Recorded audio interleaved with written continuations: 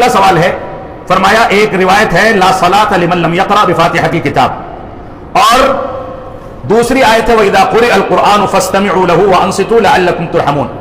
دونوں میں سے کس پر عمل کیا جائے؟ اگر حدیث پر عمل کرتے ہیں تو قرآن سے غافل ہو جاتے ہیں۔ قرآن اور حدیث کی تفریق صحیح نہیں ہے، یہاں پر دونوں پر عمل کیا جائے۔ اللہ رب العالمین نے کیا فرمایا؟ وَإِذَا قُرِئَ الْقُرْآنُ فَاسْتَمِعُوا لَهُ وَأَنصِتُوا لَعَلَّكُمْ تُرْحَمُونَ۔ جب قرآن پڑھا جائے تو اس کو غور سے سنو تاکہ تمہارے اوپر رحم کیا جائے۔ اس قرآن میں جو کچھ کہا گیا ہے اس کا صحیح مفہوم بتانے والا کون ہے؟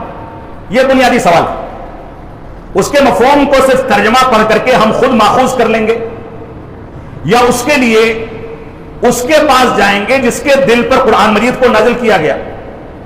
اب جس کے دل پر قرآن مجید اور خاص کر کے یہ آیت بھی نازل کی گئی، وہ خود کہہ رہا ہے لا صلاۃ لمن لم یقرأ بفاتحۃ الکتاب، اس شخص کی نماز نہیں ہوتی جو فاتحۃ الکتاب یعنی سورہ فاتحہ کی تلاوت نہ کرے۔ تو شریعت اسلامیہ میں بعض مسائل ایسے ہیں جن کے ظاہری مفہوم کی قید اللہ کے نبی صلی اللہ علیہ وسلم کے فرمان سے ہوتی ہے، یا دوسرے الفاظ میں کہیں کہ بعض مستثنی چیزیں ہیں کہ عام مفہوم ہے اور کچھ چیزوں کو اس سے مستثنی کیا گیا۔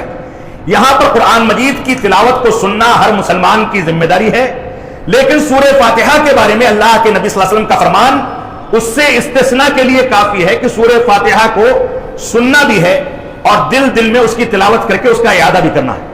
لہذا سورہ فاتحہ کے لیے گنجائش موجود ہے اور بقیہ تلاوت کو غور سے سننا ہے تاکہ آپ کے اوپر رحم کیا جائے۔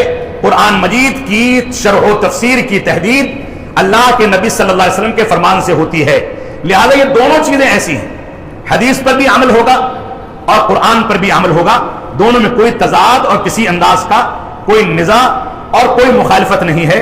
اللہ رب العالمین ہم کو اسے سمجھنے کی توفیق عطا فرمائے۔